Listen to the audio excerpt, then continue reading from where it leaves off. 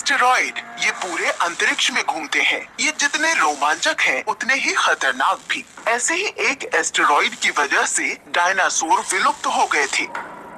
ये पृथ्वी पर जीवन के विकास की सबसे भयानक सामूहिक विलुप्तियों में से एक थी। अगर आज ऐसी कोई घटना हुई तो इसके बहुत ही विनाशकारी नतीजे होंगे।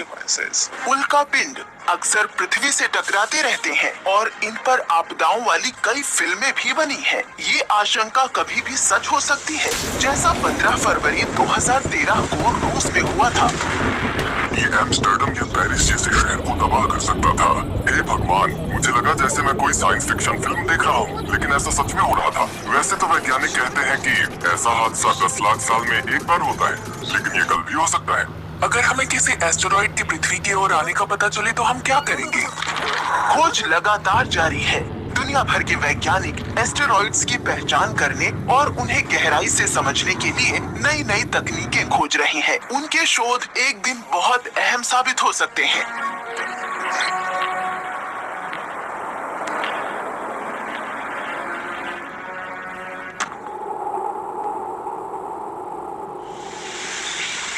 छह करोड़ 60 लाख साल पहले पृथ्वी पर डायनासोरों का राज था, लेकिन उनका साम्राज्य एक पल में ही ध्वस्त हो गया, सुदूर अंतरिक्ष से आए एक एस्टेरॉइड की वजह से।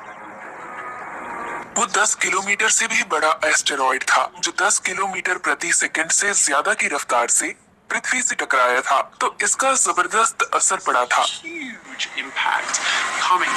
पृथ्वी के इतिहास की सबसे विध्वंसक घटनाओं में से एक है।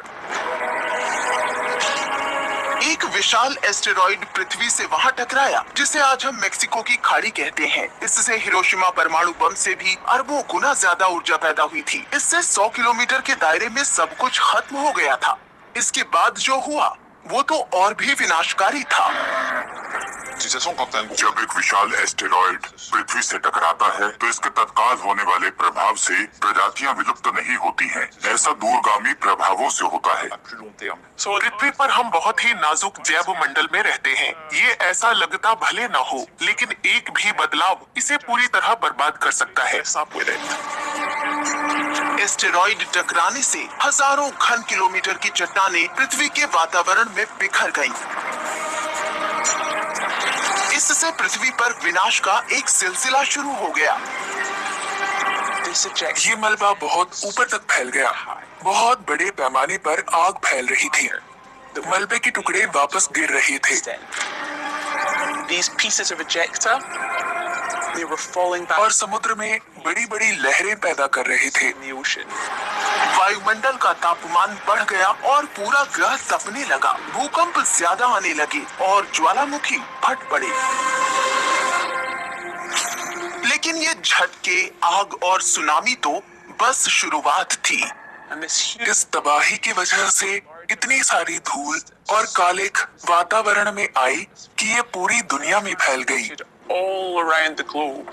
धूल ने सूरज की रोशनी को रोक लिया, जिससे रोशनी धरती तक नहीं पहुंच पाई।